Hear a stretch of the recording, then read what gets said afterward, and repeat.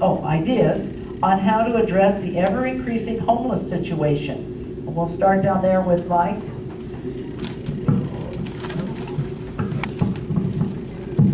Well, I know it comes out of here. See, I can't even do mechanical things. Okay. This is so embarrassing. Great. Okay, go ahead. The answer to the question is yes. Salt Lake City and Houston have programs to help homeless. They've been able to take 95% of the people off the street. The other 5% are just a little too crazy, and we need to figure out something different to help them. But we should institute that nationwide. What we're doing now isn't working, and what we've got is a disaster for the people who are victimized. I think a big part of it is we need more mental health funding. If we had better funding for mental health and with county specific, that would really target the problem. I've read studies that say by half. So a lot of these folks that are on the street right now can be productive members of our society. They just aren't on the proper medication. So we need to look into that first and foremost. This isn't rocket science. We need mental health funding and affordable housing.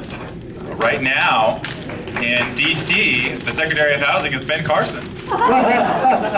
He's more interested in redecorating his office than actually getting the type of legislation passed that would put our priorities first. His only qualification is the fact that he once lived in a house, which I don't think is enough. So we need people in charge that can actually make sure our priorities are focused on the people and putting things like mental health services and affordable housing first and foremost.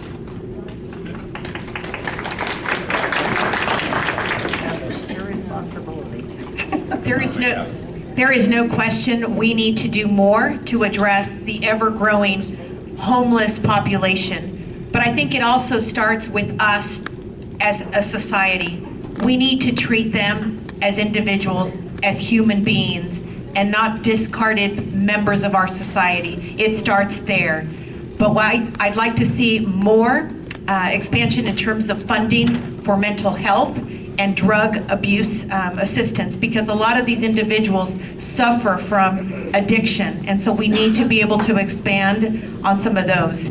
And no question, affordable housing it's interesting that we talk about affordable housing. I was just at a housing summit in Tracy. Affordable housing for most of us is not affordable housing for people that are coming from the Bay Area, so we need to do more on affordable housing. Thank you.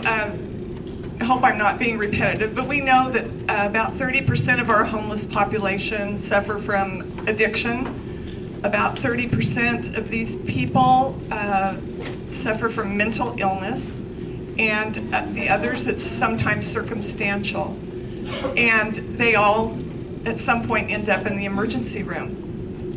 This is where we treat them, and it's unfortunate that we don't have adequate funding for substance abuse programs and affordable care for mental illness.